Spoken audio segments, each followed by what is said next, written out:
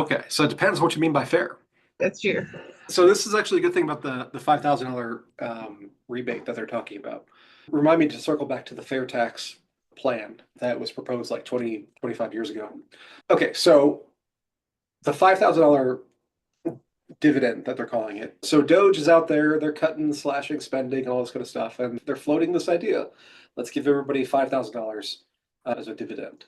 And if you do the math, there's about 209 million individual human beings who file taxes every year. Some of those are joint and it's one tax return, and some of them are single, some of them are head of household, some of them are married, filed separate. About, let's just say 200 million people out there. And if every one of them got $5,000, then that would be $1 trillion worth of payouts. And you might ask yourself, if the purpose of Doge was to cut spending, then shouldn't we just keep everything more balanced? That's a political argument to make. I know the answer to that, but is that fair? One answer is everybody gets the same. That sounds fair. Another answer might be it's like people don't pay in the same. Shouldn't it be weighted to who pays what?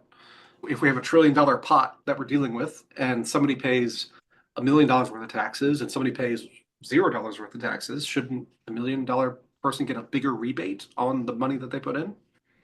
I don't know. Then that's just on the rebate side. On the payment side and on the rules side, it's what is fair. Everybody has the same rule book. That part is fair in that sense.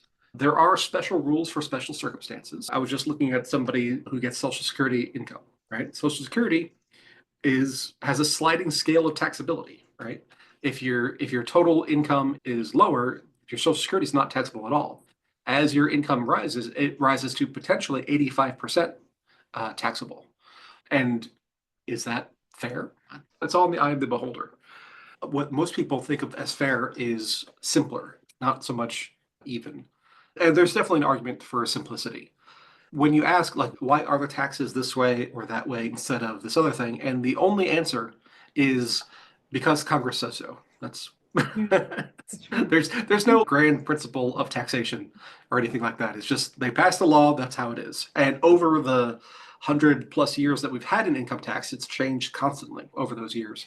And so we end up with more and more like weird edge cases and special rules for this industry, special credits for that industry. So it's an ever growing complexity. There's definitely an argument there to be made for let's get rid of a lot of that and we'll just treat things similarly. But even there's different basic categories. There's earned income, there's passive income, there's capital gains income, and all of these are treated differently for tax purposes.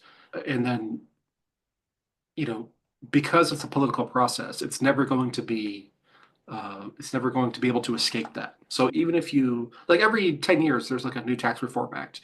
Even if you have a reform that makes things simpler or easier or fairer or whatever, as the years go by, the congressional process continues to happen, so it's going to get re-complexified. And that's just how it is. So I don't see any realistic chance for that to change.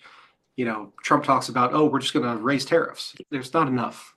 You'd have to have like 200% tariffs in order to get rid of the whole income tax system.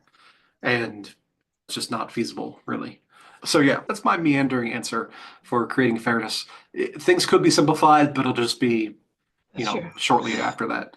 Now, there is this concept of the fair tax, which has been around for, like I said, 20, 25 years. It gets reintroduced in Congress every year and never goes anywhere. And basically, what that is saying, okay, instead of paying an income tax, we do a national level sales tax, retail sales tax. So if one business sells to another business, that's not a taxable event. But if a consumer buys a product or a service that finalizes the supply chain, then that is a taxable event. And the way they calculated it, and this was like, again, 20, 25 years ago, so I'm not sure this math still holds true.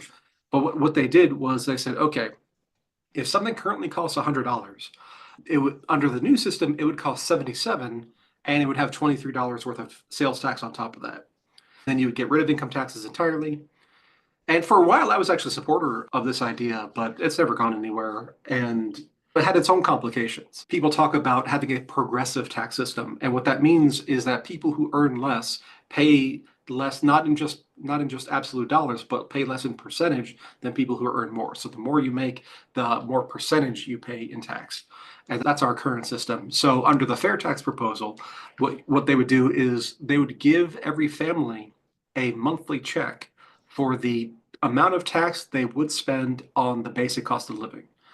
And so if a family of four spends, I don't know, $3,000 on food and shelter and whatever, they would get a tax, they called a prebate payment for whatever the tax on that amount would be. So already there's like complications. Then you can immediately start to think of ways to get around stuff. So if it's only consumer purchases are taxable, then well, why don't I just open my own business and have business to business transactions? So immediately you run into complications, and that's just how it's going to be. In a nation as big as ours, with as much stuff going on as ours, then there is no long-term solution for creating a simpler or fairer solution because it will just get undone by future legislation.